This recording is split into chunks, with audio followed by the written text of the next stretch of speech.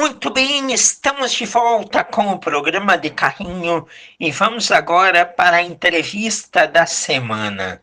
Estamos no último programa de 2025, mas a temporada do futebol brasileiro recém terminou. E daqui a alguns dias já começam os estaduais, com tanto balanço para fazer e projeção do que vai vir. O De Carrinho precisou chamar um especialista. Que honra trazer no último programa do ano o nosso parceiro de tantos anos aqui do De Carrinho, Gustavo Fogaça. Boa tarde, Gufo. Que prazer em ter você novamente com a gente. Fala, Cassiano, meu irmão, meu querido amigo. Poxa, passou mais um ano, né, cara? Mais um ano aí de luta pra gente, de cobertura do esporte, um ano que foi difícil para a dupla Grenal, né? Um ano apertado, mas sabe que é sempre um grande prazer estar aqui contigo no teu programa, compartilhar aqui com os teus ouvintes. Nossa resenha sempre é muito boa, gosto demais. Bora! Não foi um ano fácil, Gufo, foi um ano de muita luta, mas tanto eu como você tivemos ótimas entregas, audiência qualificada, já a dupla Grenal tem pouca coisa boa para destacar, vamos falar sobre isso. O Gustavo Fogaça é um grande parceiro do De Carrinho, muitas vezes já esteve aqui, a gente se conheceu pela primeira vez em 2019, lá na Rádio Guaíba, em um programa comandado pelo Carlos Guimarães. Mas, antes de entrarmos aí nos assuntos do futebol, atualiza para a gente o que você vem aí atualmente realizando. Explica aí seus projetos, conta o que está rolando de novo. Afinal, você não para, não é mesmo? Pois é, Cassiano, a gente está sempre em movimentos, né? Eu estou fazendo várias coisas no momento. Estou com um programa na Band News diário, das 9h30 às 11 horas. Estão todos convidados a escutar um programa de notícias de tudo, né? Política, esporte, economia. Passamos a régua nos assuntos do dia, junto com Gilberto Echauri e a Bruna Subtits, na Band News, 99.3 FM. Estou também como colunista do Jornal Lance. 2 ou 3 vezes por semana sai uma coluna minha lá de análise de futebol nacional, internacional, falo de tudo um pouco.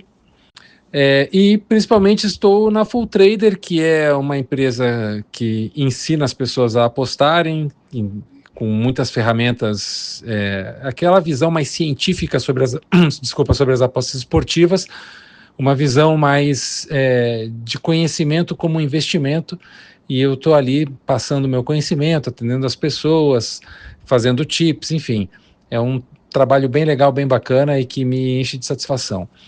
Além de, claro, né, aqueles trabalhos que eu já faço há muitos anos, de análise de desempenho para clientes que eu tenho, jogadores, empresários de jogadores, que é uma coisa um tanto mais esporádica, mas que não para nunca, né? Sempre tem coisa para fazer.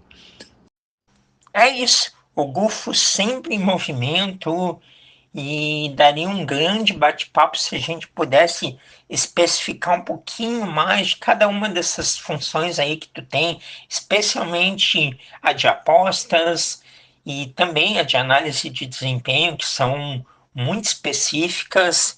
Mais adiante falaremos sobre esses temas ainda, e é claro que eu vou te chamar. Mas hoje vamos falar de futebol, tem muito balanço para fazer. E a temporada acabou aqui no futebol brasileiro no dia 21, recém final de semana passado, com a decisão da Copa do Brasil. E já no dia 10 de janeiro, 11 de janeiro, iniciam os estaduais. O que dizer deste calendário, meu amigo? Olha, o calendário é bem apertado, eu entendo que é, claro, por causa da Copa do Mundo. O novo presidente da CBF, ele tem uma abertura, eu gosto que ele tenha a abertura para debater e discutir uma mudança no calendário brasileiro. Ele sabe que o nosso calendário ele é danino para o produto futebol, ele acaba com o interesse das pessoas, ele acaba com os atletas, ele premia aqueles times que têm mais dinheiro sempre, porque quem tem mais dinheiro consegue ter um elenco melhor, maior, né, contra aqueles que não conseguem, e isso vai minando, né, a competitividade dos outros clubes. Só que, infelizmente, a FIFA manda, né, e não tem como fazer um calendário diferente em ano de Copa do Mundo. É uma coisa, de 4 em 4 anos vai ser assim. Espero que o Mundial de Clubes, o Super Mundial de Clubes, não altere isso também, né, dessa forma que a gente está vendo aqui agora.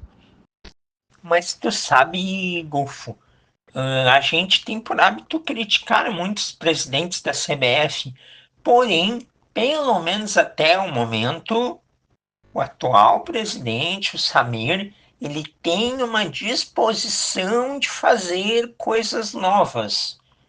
Isso é saudável, precisa ser enaltecido, pelo menos enquanto ele está acertando.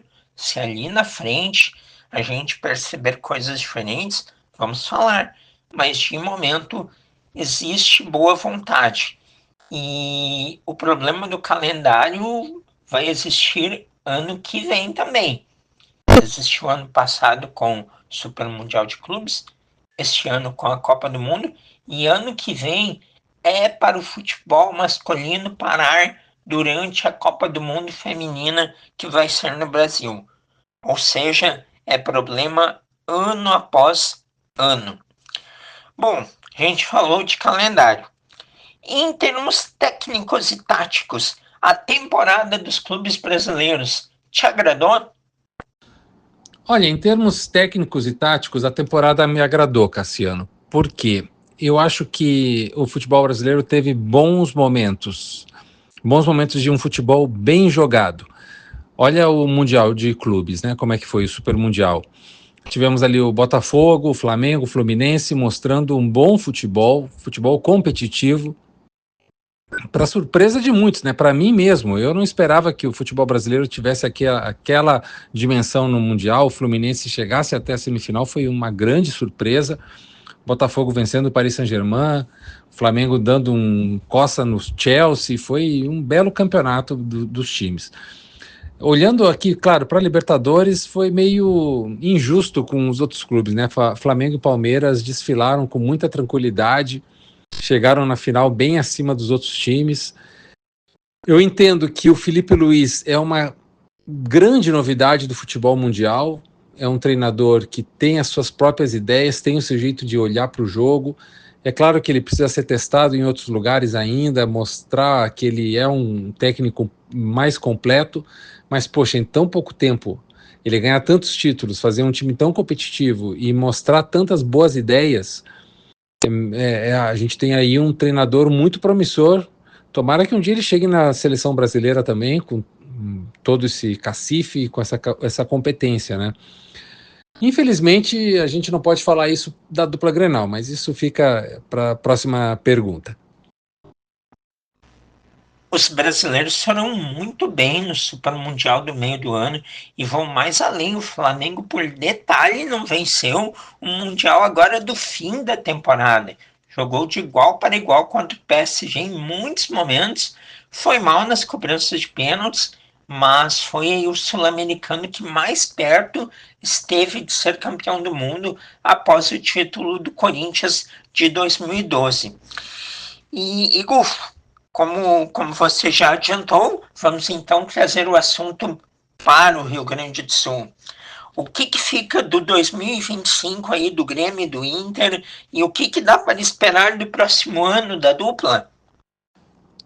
Bom, o ano de 2025, Cassiano, eu acho que tu vai concordar comigo, os teus ouvintes também, não foi bom para a dupla Grenal, né? O Grêmio ficou um pouco melhor na foto, por conseguir ali se livrar do fantasma da Série B antes do que o Inter, e também porque o Mano Menezes fez um trabalho bom. O trabalho do Mano não foi ruim, tá, Cassiano? Quero até saber a tua opinião, mas para mim o trabalho do Mano não foi ruim. Dentro do que ele tinha em mãos, a quantidade de lesões e ausências que ele teve durante a temporada, eu vejo que ele conseguiu fazer um bom trabalho. Os trabalhos do Mano, geralmente, eles são de longo prazo e eles demoram para engrenar. Me lembro do trabalho dele na seleção brasileira, demorou muito para dar resultado. Quando começou a funcionar, ele foi demitido. ele tem isso, ele é um treinador que demanda mais tempo, e no futebol brasileiro hoje tempo é escasso, né? As pessoas não têm paciência. Já o Inter errou demais no começo do ano, né? Aquela loucura do Inter não deixar o Grêmio ser octacampeão, de adiantar processos de treino, de escalação de time para o Inter ser campeão gaúcho a qualquer custo. Aquilo ali foi ruim para o Internacional, porque prejudicou a visão da temporada do clube, né? E aquela ansiedade de ganhar um título que essa direção do Inter não tinha, né? Então, ganhar um título e impedir que o Grêmio fosse octacampeão, isso prejudicou demais o planejamento do ano do Internacional.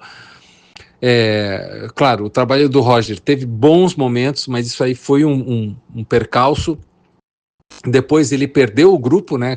Uma coisa que acontece bastante com o Roger Machado, é um ponto que ele precisa fazer de evolução na sua carreira, entender como fazer uma manutenção de grupo melhor, porque ele é um excelente treinador, ele é um baita de um treinador, mas falta esse porém aí, né? E aí quando o Inter traz a família Dias, o Ramon e o Emiliano, mostrou ali que, poxa, realmente o Inter não tinha ideia do que estava fazendo, a direção não tinha ideia do que estava fazendo, porque trazer um técnico tão oposto ao que o Roger fazia, com tão pouco tempo, era cravado que o Internacional estava cavando a sua própria cova. E dito e feito, foi o que nós vimos, né? Um trabalho péssimo, um trabalho, eu analisei, quem quiser buscar aí no lance, eu trago dados assim muito específicos de como o trabalho do Ramon Dias foi péssimo e detonou tudo, qualquer coisa de positiva que havia do Roger, e enterrou o Internacional, né? O Inter se salvou por sorte. Aquela última rodada foi pura sorte. Não foi o papel do Abel Braga, não foi, né, toda essa mística que querem criar. Foi a sorte dos outros resultados ajudarem o Inter. Então, para o ano que vem, eu não sei se a sorte vai ser igual. Eu penso que o trabalho do Mano ele foi razoável, eu penso. Eu penso que ele conseguiu organizar um trabalho que vinha muito bagunçado, que não tinha nada. Ele conseguiu dar um padrão, só que ele demorou muito para isso e colabora com o que tu diz, que o Mano dá resultado, mas precisa ter o tempo e a paciência. Porém, em alguns momentos que ele poderia dar um upgrade, ele acabou não dando. E teria condições de dar. Eu vejo que o Mano é um técnico que arma muito bem do meio para trás, embora o Grêmio tenha ainda sofrido muitos gols, mas do meio para frente ele não consegue bolar grandes estratégias. E para o upgrade que o Grêmio precisava e precisa, é necessário ter também essa característica. Poderia ter permanecido, poderia vir a dar certo, mas respeito a convicção da direção do Grêmio, pois é uma direção nova. E o Internacional é isso mesmo. A família Dias derrubou qualquer mínimo padrão tático que ainda existia no Inter, e aquela última rodada foi coração, sorte, matemática e os efeitos que o futebol permite que ocorram. Mas a sorte não costuma aparecer duas vezes. Se o trabalho não melhorar, pode o Inter em 2026 ter os mesmos problemas. E vamos então aprofundar agora, Gufo, um pouco mais os técnicos de Grêmio e Inter. Como que você enxerga o jogo de Luiz Castro e de Pesolano? Olha, Cassiano, lá no nosso programa na Band News, junto com os meus colegas, eu fiz uma análise assim, e eu acho que eu cheguei, e talvez tu chegue na mesma conclusão que a gente, que fazia tempo que eu não tinha essa expectativa de ver a dupla com dois bons treinadores começarem um bom trabalho ao mesmo tempo. Eu estava tentando lembrar assim, quando é que Grêmio e Internacional contrataram dois bons treinadores que vão começar o trabalho ao mesmo tempo e a gente vai poder comparar e ver a evolução dos dois, né? Acho que o Inter e Grêmio acertaram muito nas contratações. O Pesolano é um técnico jovem, muito ambicioso, que quer muito ganhar títulos, quer muito crescer, e eu gosto muito dessa visão que ele tem do futebol da base, né, de dar muito espaço para jovens jogadores. O Inter vai precisar de mais disso, dar espaço aos jovens, né, e ter um bom cara ali que goste de trabalhar os jovens jogadores é um benefício para o clube. Não só para revelar jogadores para vender, não, para realmente voltar a ter a identidade de um clube, voltar a se conectar com a torcida, voltar a se conectar com aquela identidade e falar assim, ó, este é o Colorado. Isso é um trabalho que precisa ter jogadores de base, o Inter sempre teve isso, né? Celeiro de Ases está no hino, isso faz parte do DNA colorado, isso tem que ser recuperado. E o Luiz Castro, apesar de ser um treinador já rodado, né, um treinador com muita experiência, ele não tem grandes títulos, né, Cassiano? E talvez essa falta de grandes títulos faça com que essa ambição também seja necessária nele. Ele tem um elenco considerável em mãos, um elenco bom, precisa de algumas contratações, precisa, mas o Grêmio tem um bom elenco em mãos. Com um bom trabalho do Luiz Castro, acho que o Grêmio pode sonhar assim em voos mais altos, né? Não somente pensar em escapar da segunda divisão. Não, o Grêmio pode sonhar ali com um título da Sul-Americana, por que não? Chegar em fases finais de Copa do Brasil. E essas perspectivas, para mim, parecem bem realistas, se a gente for ver a competência do Luiz Castro e o elenco que ele tem na mão. Vai depender aí, né, a gente conhece bem os nossos colegas, né, agora com essa mania aí dos identificados, vamos ver se a torcida e a imprensa dão aos dois treinadores o tempo e o espaço para que eles possam errar bastante, acertar bastante e levar a Grêmio Internacional aí ao lugar que eles merecem. Eis um ponto-chave que tu colocou no fim. Os torcedores identificados e o extremismo e o 8 ou 80 só vem prejudicando os clubes, na minha opinião, isso. Porque isso agita a torcida, deixa parte da torcida também no extremismo. Isso irrita os profissionais quando participam das coletivas. Isso, de certa forma, deixa o ambiente interno instável e a própria imprensa tradicional também.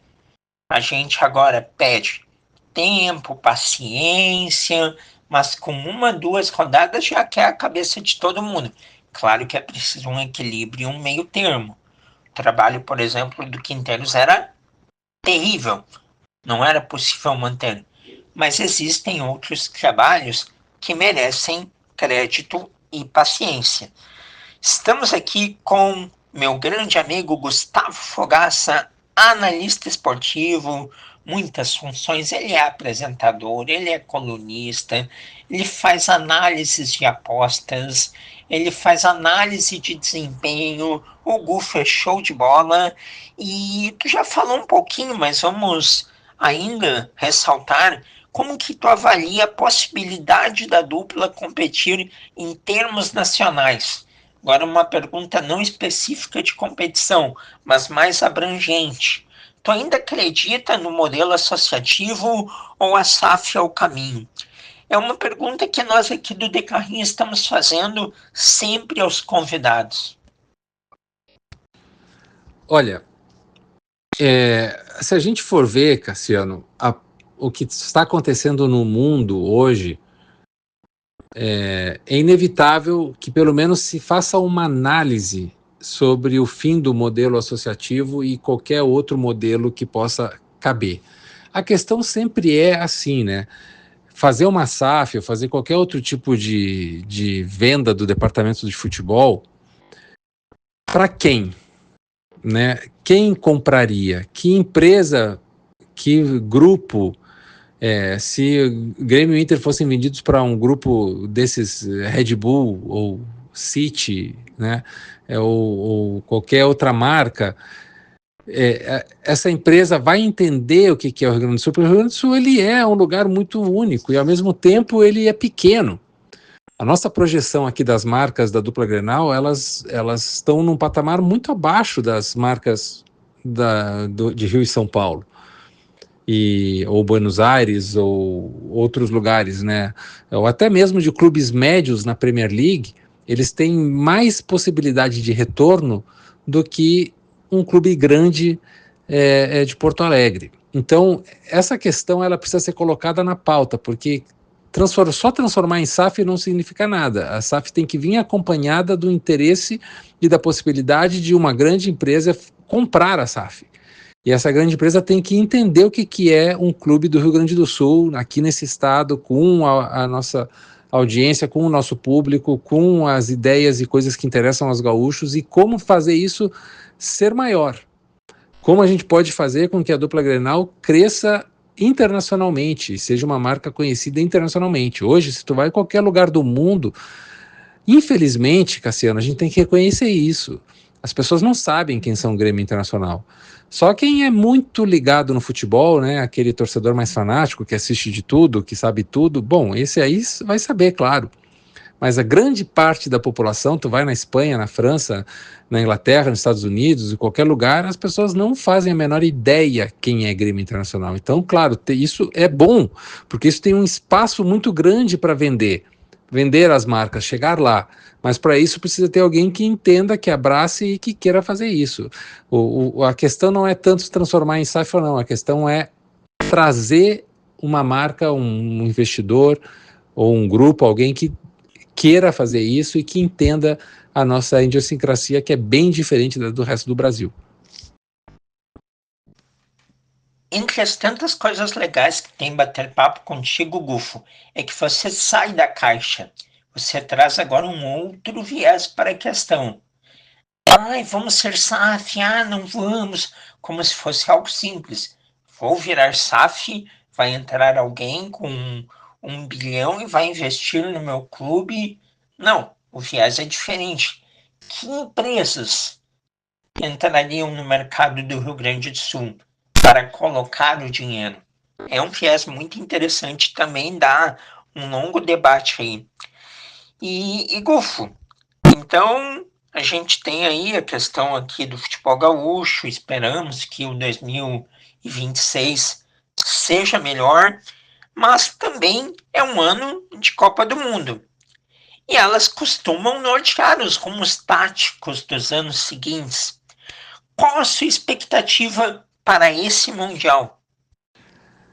Olha, Cassiano, eu acho que já passou o tempo das Copas do Mundo pautarem as táticas mundiais. Acho que hoje os clubes são muito mais preponderantes nisso, mais influentes e terminam sendo mais importantes. A Copa do Mundo termina sendo um lugar mais de brilho individual do que propriamente de ideias táticas coletivas. Eu espero essa Copa do Mundo bem divertida, eu acho que ela vai ser legal, eu acho que ela vai ter mais gols do que geralmente a gente tem. As últimas Copas têm sido Copas de poucos gols, né, de jogos mais murrinhas, assim, um que outro jogo mais emocionante, mas tem sido Copas de jogos mais murrinhas, onde as equipes têm se fechado muito, né, linhas de 5, linhas de 6, muitos volantes, poucas jogadas ofensivas. Eu acho que esse Mundial, por ter mais times menores, mais seleções que têm menos experiência, que têm menos talento, talvez a gente tenha mais goleadas, a gente talvez tenha jogos mais divertidos para assistir nesse sentido. Mas, claro, aquela coisa, né? Não acredito que a gente vá ter grandes inovações táticas dos treinadores nesta Copa do Mundo, como a gente estava acostumado a ver aí nos anos 70, nos anos 80 e alguma coisinha também nos anos 90. Vamos acompanhar. Vai ser um barato, sem dúvida nenhuma, este Mundial com 48 seleções. E destas 48 seleções, temos a seleção brasileira.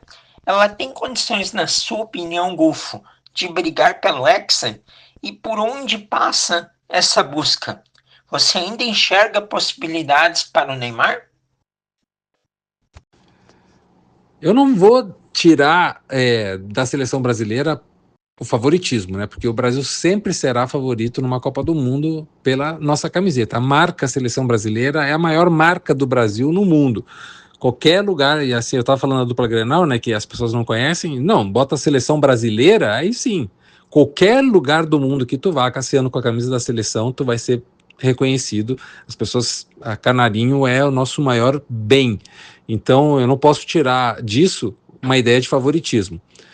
Gosto muito do Ancelotti, um dos maiores treinadores do mundo. Acho que ele vai fazer um belíssimo trabalho, já está fazendo. Só que a seleção, ela está atrasada em relação a pelo menos duas seleções que para mim são as grandes favoritas, que é a Espanha e a França. A Espanha e a França estão 3, 4 passos à frente da gente. É claro que é futebol, né, torneio de mata, onde em um jogo só as coisas podem ser definidas, nem sempre o melhor vence.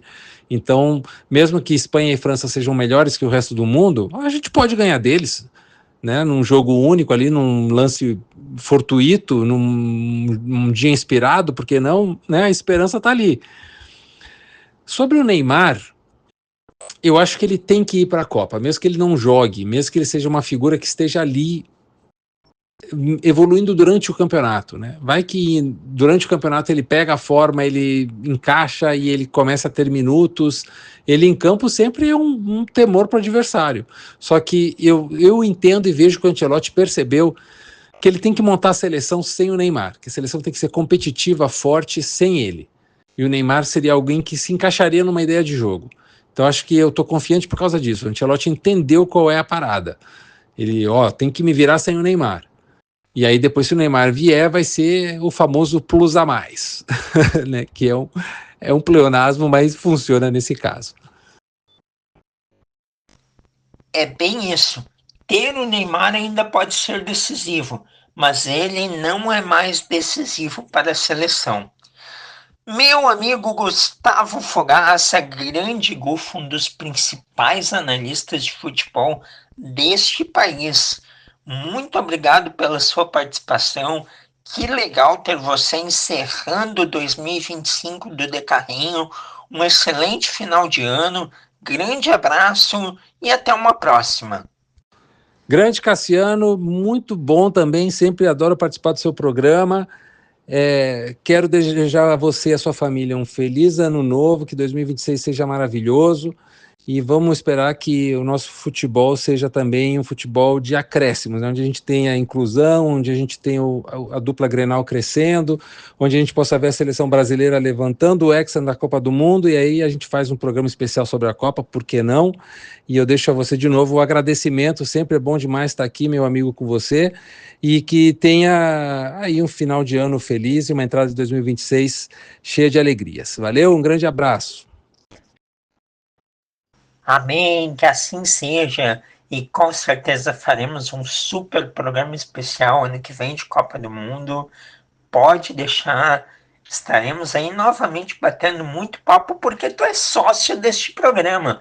Gustavo Fogaça, analista, foi o entrevistado desta semana aqui do programa de Carrinho.